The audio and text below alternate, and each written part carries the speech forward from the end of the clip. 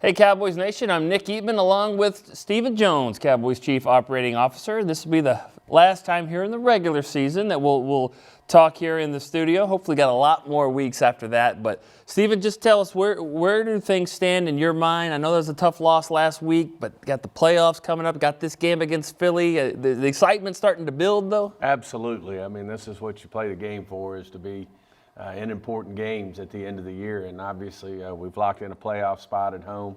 We'll see where that takes us. But in the meantime, you know, we're going to go up to Philly and play hard.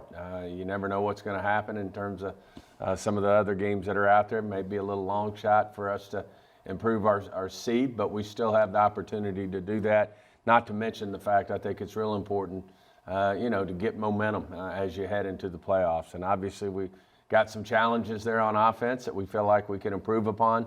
You know, playing as a unit in the offensive line, getting that continuity going, getting in rhythm on the offensive side of the ball, and then defensively, certainly, you know, we take pride in taking the ball away, and we didn't get one against the Cardinals, which is, you know, at the end of the day, whoever wins that turnover battle in the NFL, we've said it time and time again, are usually going to win the football game. So we certainly want to get that going again, and this Eagles team's a good football team. They've been on a roll. Their quarterback's playing well. They're playing well. So it'll be a challenge for us. Just to clarify, you said that you're going to go play hard. Who's playing hard? Is it going to be all the starters or the ones available, or is it kind of a case-by-case with each guy on maybe if he needs some rest? No, I think we're going to win the game. Okay. Now, obviously, if you have a COVID situation or one of those deals where a player is ineligible to play because of COVID, then you certainly can't do anything about that. But as far as going into the game and wanting to get guys work, thought process is right now is let's get in there and try to win this football game. Certainly, as I said, all the reasons why it can help us as we head into the playoffs. Micah Parsons is one of those guys that won't be playing because of COVID, and he was so close to maybe getting that rookie sack record. And just kind of summarize his regular season so far. I mean, I would think he's exceeded even your highest of expectations. Yeah, he's exceeded all expectations. I mean, he's a phenomenal football player, and certainly to think that he could do everything that he's done this year in terms of his versatility, being able to play you know, that linebacker spot and play sideline to sideline, in coverage, blitz, but then also just be a real threat as an edge rusher. Certainly, you know, double-digit sacks this year. You know, I think I read somewhere he said, hey, if I just lined up at linebacker every play, I'm sure I'd have 100 tackles. But, you know, he's just able to digest everything that Dan asked him to do. He's a dynamic player for this football team. I think other players feed off of him, whether it's a Randy Gregory, a DeMarcus Lawrence, a Leighton Vander Esch, the secondary. You know, it's just a good, you know, great culture on the defensive side of the ball over there, and, you know, feel good about where we're headed as we make our way toward the playoffs. That was the second part of his quote about 100 tackles if he played linebacker. He also said if he rushed the passer, he could get 18 to 20 sacks. Yeah. If you guys believe that, is that tough to ignore if a guy that is potentially a 20-sack guy, even though he's a versatile guy, is it one of those things where you like the versatility because less is more if he can do two spots? Well, he just I just think the versatility causes the opposing offenses a lot of problems. And who knows that he played in this game 20 sacks versus 18 sacks, 20 sacks versus 17. I mean, who knows? But yeah. But the plays he makes coming from different spots certainly impact the football game. And I just think the way we're using him, the way Dan's using him, you know, in terms of how he fits in our defense is the right way to do it right now.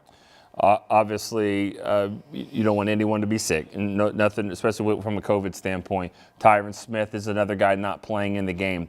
From a silver lining approach, can you gain anything from him who's been banged up with ankle and all year long, that another week of rest for him getting to the playoffs could be a good thing? Well, there's the plus and the negative to everything. The plus was going to be he was going to get some good continuity out there with that group of linemen that we were really having for the first time all year play as a group. And certainly in the offensive line, that's important. At the same time, as you mentioned, it does allow him with some of his ailments that he has, some of his issues, be able to get some rest on those. So, you know, there's a plus and a negative to everything. Obviously, the plan was to have him out there with that group of 5 that we're going to go with starting in the playoffs. But this group's done a great job this year of next man up, if you will, in terms of stepping up and taking care of business. So, it is what it is. We'll accept that, and we go play the football game. Let's talk about your quarterback, Dak Prescott. There's been some criticism maybe about him and not being as accurate, or even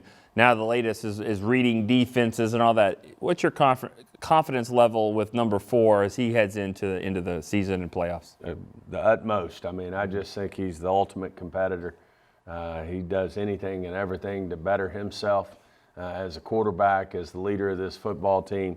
And I just feel and know that he's going to do what it takes for us to win football games. And as you said, there's been some things that have been, the continuity with the offensive line, not having the same group of receivers all the time.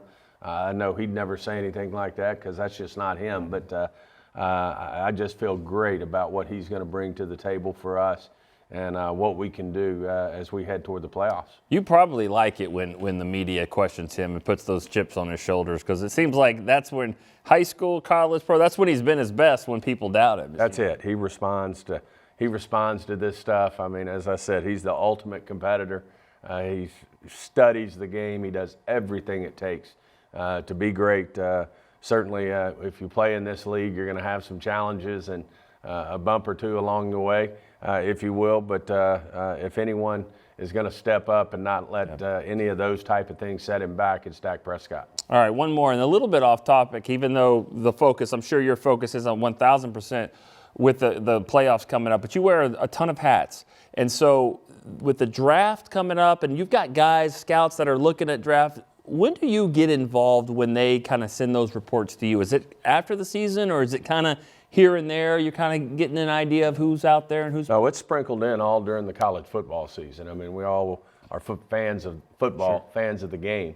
And certainly I love to watch college football. My son's played at Arkansas. I go to those SEC games where there's some great prospects. And Will and the scouting staff's always good to give me the A, B, and C players of who we're playing that week. And so, scouting, you start to get your hands around those things. And then, of course, you watch the big football games like the Alabama-Cincinnati game and the Georgia game, and you see who the players are stepping up for those teams. So, it's always ongoing. But, of course, the intensity really picks up there after the NFL season's over. I like it. Dual purpose there. You're there for your son and for your Razorbacks, but then just so happens that the best conference in football has got players on the other side, too. You're probably keeping an eye on them. Absolutely. Got to see some good ones this year. All right. Well, hopefully Draft Talk will be still a couple months away, as we got a lot of season left to go. Appreciate it, as always, you stopping by. Thanks, Nick. All right. Stephen Jones, Cowboys Chief Operating Officer. We'll see you next time on DallasCowboys.com.